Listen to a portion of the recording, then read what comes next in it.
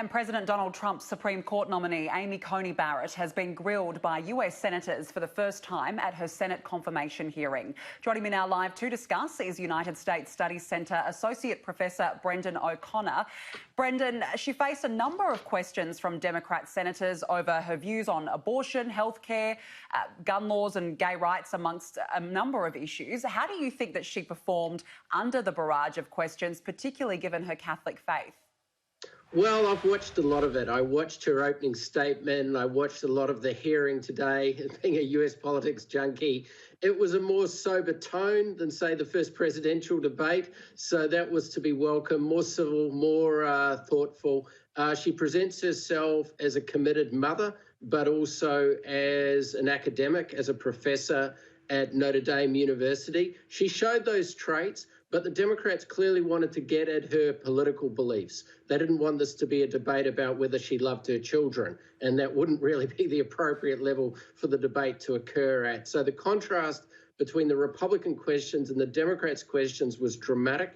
A lot of focus quite on the Affordable Care Act, whether she would repeal that, a lot of focus on whether she wants to repeal Roe v. Wade, which gives women the right to abortions in the United States, and a lot of focus on her views on racism and policing. She dodged most of the questions from the Democrats, most of the tough questions. She, as recent Republican nominees have, she refused to make her positions clear, saying, well, she'd decide on the evidence. That probably isn't reassuring to those who worry about that abortion ruling being overturned by a court which nominally has 6 people against abortion rights if she gets confirmed, and only 3 for. So she did present herself, I think, very kind of competently, sort of politely, but the big issues really are what are her beliefs, and we didn't find as much out about that as I think a lot of people would hope for. As you mentioned, the Democrats particularly raised concerns about the Affordable Care Act. What are the chances of the Democrats derailing the nomination?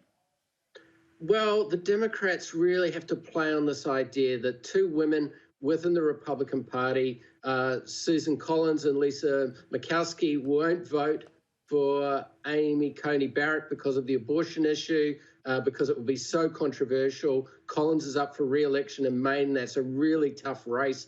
Biden is likely to win the state of Maine, so Collins's career is on the line here. So those 2 bring the majority down to 51-49. If they defect, the Democrats will be hoping for one more defector. It's not obvious who that would be, but the timeline is also incredibly truncated here, incredibly short, and that's another problem for the Republicans, not just getting the votes, but how they deal with any, situation like a couple of Republicans getting COVID-19, as 2 of them on the committee had a week ago. So there are quite a lot of factors at play here.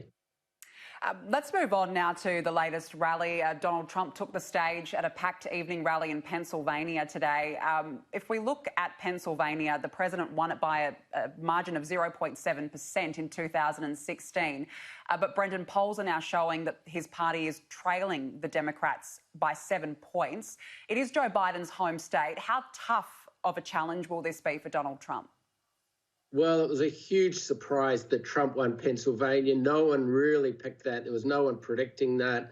The Democrats had won it in every race since 1988. It looked a sort of lockstep state. It wasn't a huge majority the Democrats had. Occasionally, Republican governors were elected in Pennsylvania, but it was a body blow to Hillary Clinton's electoral college chances of getting the presidency. The polls are looking good, as you said, for Biden in Pennsylvania, Michigan, Wisconsin. If they can flip those states, Trump is in a lot of trouble. The state polls are the ones I spend all my time looking at. People talk about national polls, but in the end, it's not a national election. It's a state-based election. And the state polls today in the New York Times look pretty dire for Donald Trump. A few glimmers of hope, maybe in Ohio, but in most of the kind of swing states, Trump is looking at a really difficult position. And I suppose his campaigning, being willing to have these big rallies in the time of COVID-19, for some suggests a certain degree of desperation.